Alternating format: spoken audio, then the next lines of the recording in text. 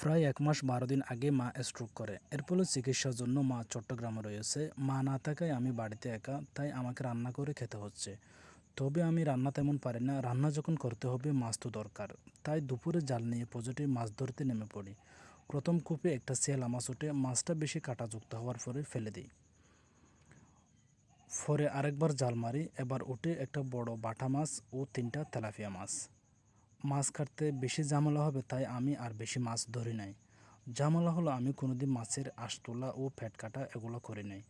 তবে আগে যখন মাছ বেশি ধরতাম তখন মাঝে সাঝে মাছ কাটার কাঁচি দিয়ে মাছের পাখনাগুলো কেটে দিয়ে মাকে মাছ কাটতে সাহায্য করতাম।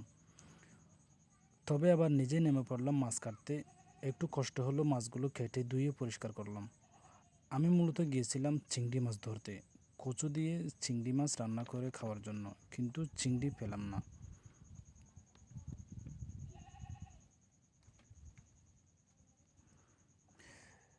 এবার রান্না করার পালা। মূলত মা না থাকায় আমি রান্নাঘর থেকে রাইস কুকার ও রান্না করার জন্য যা যা লাগে তা আমার বাঁশ ও ছন দিয়ে তৈরি করা ঘরে নিয়ে এসেছি।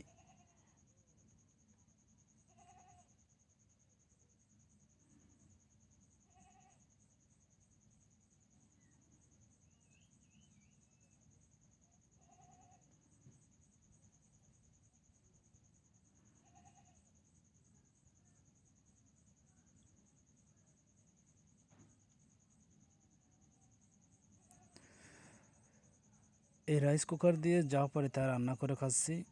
অবশেষে কচু দিয়ে মাছ রান্না করে খেয়ে অবশেষে কচু দিয়ে মাছ রান্না করে ফেললাম। খেয়ে টেস্ট করে দেখলাম রান্না তেমন খারাপ হয়নি।